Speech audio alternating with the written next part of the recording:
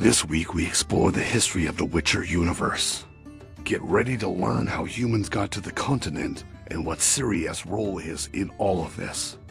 Alright Witchers, grab some popcorn because it's going to be a fun ride. So sit back and enjoy. Let's start the lesson. Gather around the campfire, little Witchers. I am Lorewalker, friend of the wise Vesmir, keeper of forgotten truths. My task is clear: to guide you through the mysteries, secrets, and forgotten legends of our world. Listen closely, sharpen your minds, because today's lesson shapes the very ground beneath your feet. Today we peel back layers of time, going back to the dawn of the continent, exploring how it came to be. Did you know, long before Geralt's swords clashed or Ciri walked between worlds, the continent was a place of serenity. Here dwelled only the elder races: elves, dwarves, and gnomes. The elves, known as the CD, arrived through magical portals, bringing wisdom and grace to the forests and fields. Dwarves and gnomes, skilled artisans and ingenious builders, erected monumental stone cities beneath the earth. Harmony ruled, but peace can never last. Every Witcher fan knows about the origins of the race itself.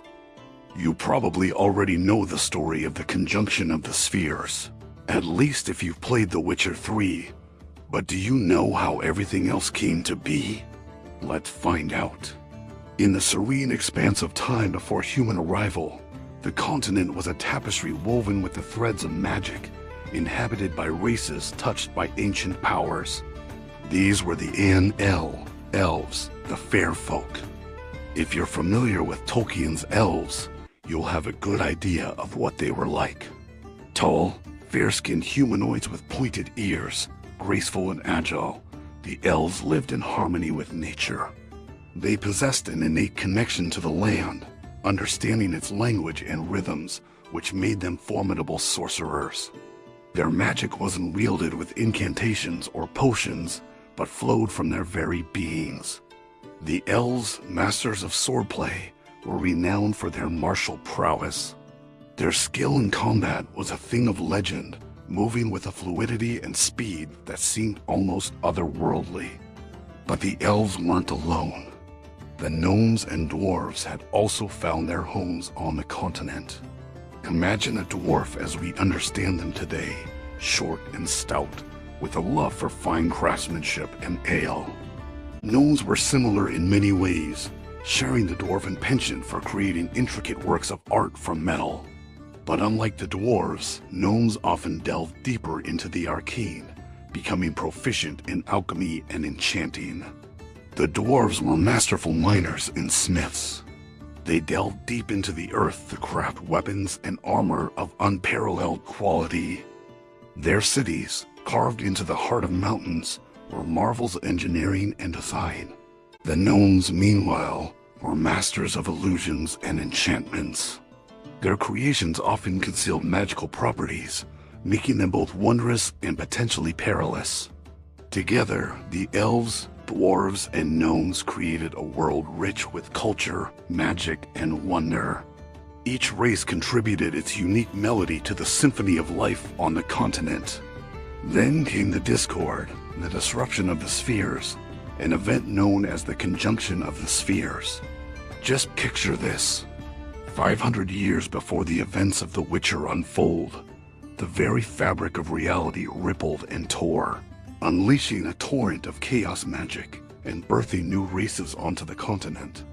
Among them, the humans. Imagine this, a band of explorers stepping off a ship, gazing upon a land untouched by their kind. The humans were hardy, quick learners, and most importantly, adaptable. They quickly grasped the potential of the new environment and began to flourish. But here's the twist.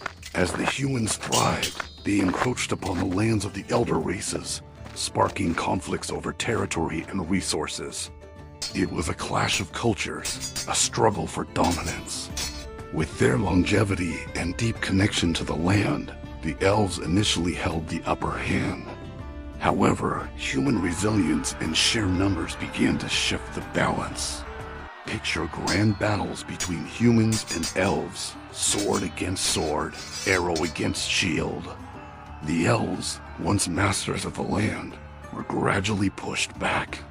Some fled to secluded forests, others sought refuge in the mountains. The humans, meanwhile, pressed forward, establishing kingdoms and expanding their influence across the continent. But the conjunction had more profound implications. It birthed chaos magic. This wild, unpredictable form of magic was a double-edged sword, granting immense power to those who could wield it while corrupting others. Some humans, consumed by their own ambitions, fell prey to chaos magic, becoming sorcerers with warped intentions. Amidst this backdrop of struggle and change, two figures stood out, Lara Dorren and Geralt of Rivia. Lara Dorren, a name whispered in reverence in the years that followed, was no ordinary elf. Hailed as the Lady of the Lake, she was a sorceress of unparalleled power. Imagine her standing at the edge of a lake, surrounded by swirling mists, as she wove spells of immense power. But Lara Dorren wasn't just a sorceress. She was a leader, a beacon of hope for her people during their darkest hour. She rallied the elves, inspiring them to resist the encroaching darkness. Under her guidance, they fought back against the humans and the forces of chaos magic. Now let's turn our attention to Geralt of Rivia, a witcher born into a world where humans and monsters coexisted uneasily. Geralt wasn't just a monster hunter. He was a symbol of hope for a humanity plagued by fear and superstition. His battles against beasts were not just physical confrontations, but also struggles to protect the innocent and dispel prejudice. But let's not forget about a pivotal moment in the conjunction, the birth of Elder Blood. Lara Dorren, with her immense power and unwavering determination, managed to channel the chaotic energies of the spheres. This act didn't just shape the course of the conjunction, it birthed a legacy that would span centuries. Her descendants, unknowingly carrying the essence of the spheres within them, would become the key to shaping the continent's future. But that's not all. The conjunction also unleashed the Wild Hunt, a spectral cavalcade of otherworldly elves.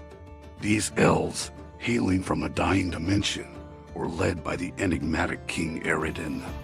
Their arrival was marked by a haunting spectacle, the chilling cries of spectral horses echoing across the land. But their presence was more than just a haunting sight. The Wild Hunt embarked on a mission to claim the continent as their own, viewing the humans as interlopers. They waged war, sweeping across the land, carrying away human souls. To counter this spectral threat, the humans turned to sorcery. Powerful sorceresses like Yennefer of Vengerberg harnessed their magic to defend their people. The battle lines were drawn. The humans, led by kings and sorcerers, stood against the Wild Hunt, backed by the formidable power of the Elder Blood. Battles raged, magic clashed against magic, and the fate of the continent hung in the balance. Lara Dorren's granddaughter, Ciri, possessing the untamed power of the Elder Blood, found herself at the heart of this conflict. Imagine a young woman, not yet aware of her true heritage, caught in the crossfire of a war that spanned worlds. Ciri was more than just a pawn in this game of cosmic proportions. Her journey from innocence to power became a catalyst for change. The decisions she made, the allies she forged, and the enemies she faced shaped the very destiny of the continent.